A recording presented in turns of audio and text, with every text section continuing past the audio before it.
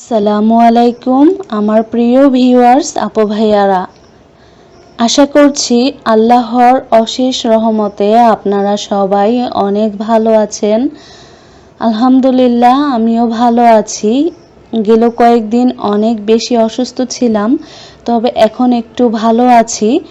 তো নিয়ত করেছিলাম যে জিলহজ মাসে কয়েকটা রোজা রাখবো, জিলহজ মাসের প্রথম 10 দিনে। তো এই যেদিনকের ব্লগটি আপনাদের সাথে শেয়ার করতেছি, মানে যেই দিনকের দৃশ্যটা আপনারা দেখতে পাচ্ছেন, তো ওই দিন ছিল হচ্ছে সোমবার।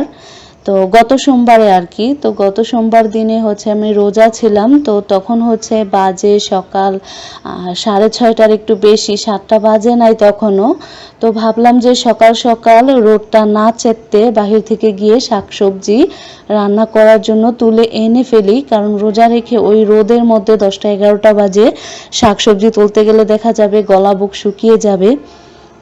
যে কোনো শাকই হচ্ছে 21 দিনের ফসল, 21 দিন হলে হচ্ছে সেই শাকটা খাওয়া শুরু করা যায়।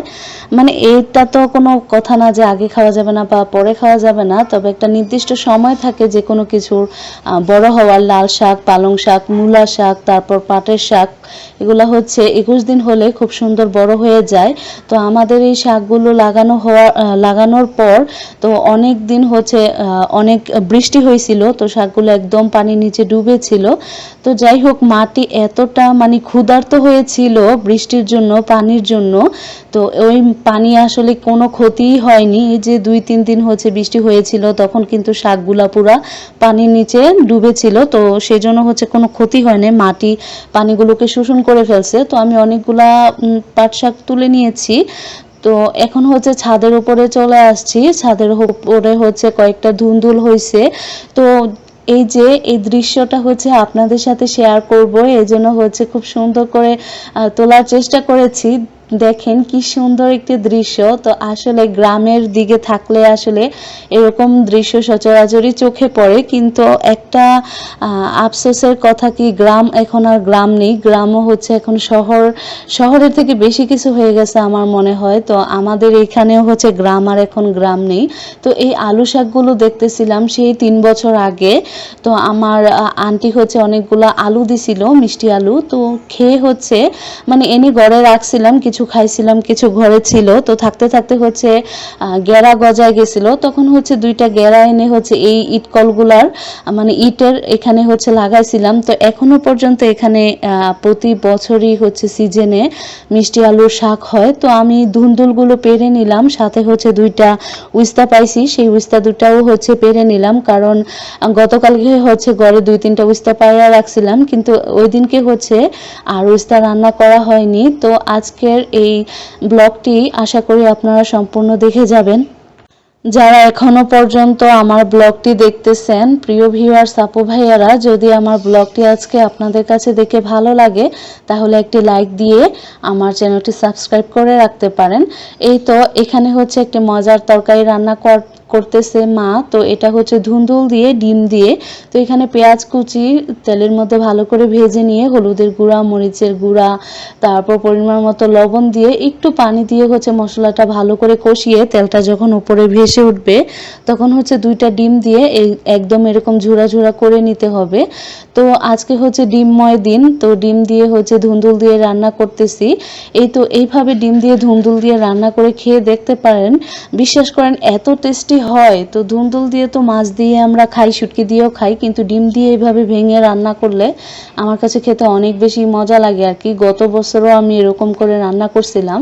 তো প্রতি বছর এই সিজনে আমাদের গাছ ভর্তি হচ্ছে ধুন্দুল থাকে খেতে, তারপর ছাদের উপরে প্রতিদিন দেখা যেত যে 1-2 দিন পর পরই হচ্ছে 5 কেজি 6 কেজি করে ধুন্দুল পারতে পারতাম। তারপর তো এখন হচ্ছে আর ওইরকম ধুন্দুল হয় না, দেখা যায় যে 4 দিন 5 দিন পর পর হচ্ছে 2টা 3টা করে ধুন্দুল হয়। তো এখানে হচ্ছে আমি 4টা ধুন্দুল পেরে আনছিলাম।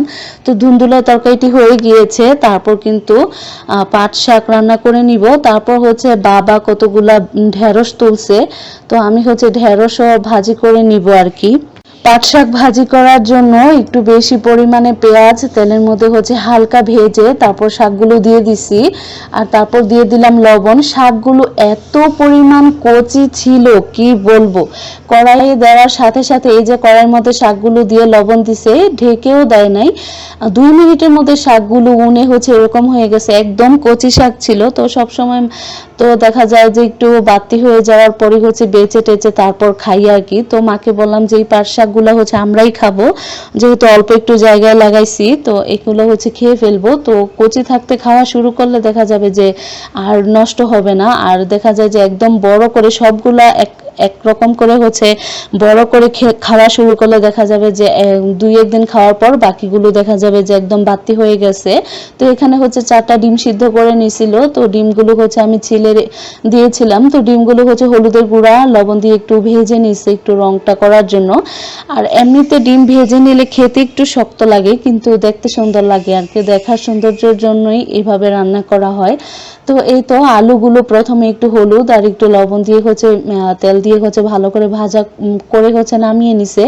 এখন হচ্ছে চাকচাক করে কেটে রাখা টমেটোগুলো দিয়ে দিছে। তো মাই হচ্ছে আজকে রান্না করতেছিল, আমি রোজা ছিলাম, তারপর আমার শরীরটা ভালো ছিল না এই জন্য। আর এই যে আজকে ভয়েস দিতেছি, আজকে হচ্ছে বৃহস্পতিবার, তো আজকেও আমি রোজা আছি। তো আরাফার দিন রোজা রেখে হচ্ছে আর রাখবো না, এই মাসে হচ্ছে 4টা আজকের দিন সহকারে হচ্ছে 4টা রোজা রাখছি আলহামদুলিল্লাহ। তো আমার প্রিয় ভিউয়ার্স আপু ভাইয়ারা, আপনারা যারা এখনো পর্যন্ত আমার সাথে আছেন একটি মিষ্টি কমেন্ট করে জানিয়ে যাবেন এই ব্লগটি দেখে আপনাদের কাছে কেমন লেগেছে, একটি কমেন্ট করে জানিয়ে যেতে ভুলে যাবেন না। তো এখানে হচ্ছে আলুগুলো ভাজা ভাজা করার পর টমেটোগুলো আর আলুগুলো হচ্ছে একসাথে দিয়ে একটু আদা রসুনের বাটা, হলুদের গুঁড়া, মরিচের গুঁড়া, তেল দিয়ে হচ্ছে একটু ভালো করে ভাজা ভাজা করে নিয়ে তারপর সামান্য একটু পানি দিয়ে একটু কষিয়ে নেওয়া হবে। তারপর কিন্তু পরিমাণ মতো ঝোল দিয়ে দেওয়া হবে। ঝোলটা ভালো করে ফুটে গেলে হচ্ছে ডিমটা দিয়ে উপর দিয়ে জিরা গুঁড়া দিয়ে হচ্ছে নামিয়ে নিব। তারপর এই তো বাবা কতগুলা ঢেঁড়স তুলছিল, তো হাফ কেজি হচ্ছে বিক্রি করার জন্য রেখে দিছি। আর এখানে হচ্ছে অল্প কয়েকটা ঢেঁড়স হচ্ছে আমি কেটে দিছি, মা হচ্ছে এখন ভাজি করে নিবে।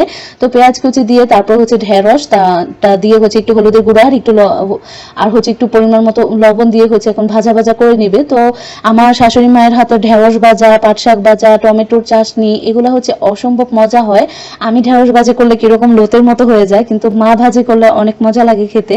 তো দেখা যায় যে আমি শুধু ঢেঁড়স ভাজি দিয়েই ভাত খেতে পারি। এই যে অল্প একটু ঢেঁড়স ভাজা করছিল, দেখেন ওরা কিন্তু সবাই দুপুরে খাইছে কিন্তু ঢেঁড়স ভাজা খায় নাই, তো আমার জন্যই রেখে দিছে।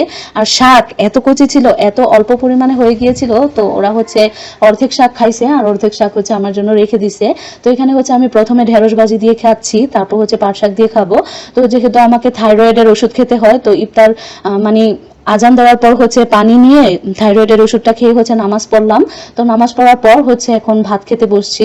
তো এই জন্য হচ্ছে 7টার একটু বেশি বেজে গেছে, 7টা 5 মিনিট।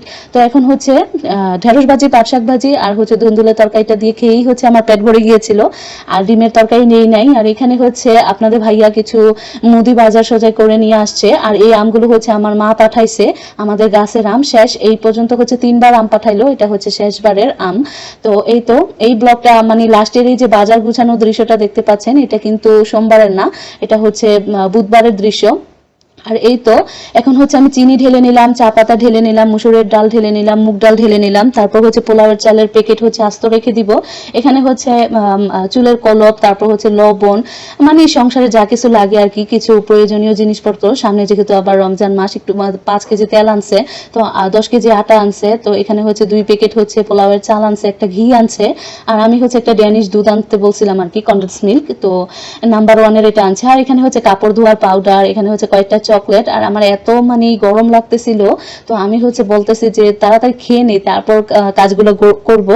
তো আমার কিন্তু একটু ঠান্ডা পানি বা একটু ঠান্ডা কোক খেলেই হচ্ছে একদম জ্বর এসে যায়, গলা বসে যায়।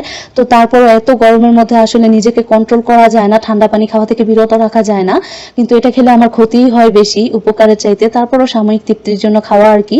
তো আমার আজকের ব্লগটি এই পর্যন্তই ছিল। সবাই ভালো থাকবেন, সুস্থ থাকবেন, আল্লাহ হাফেজ।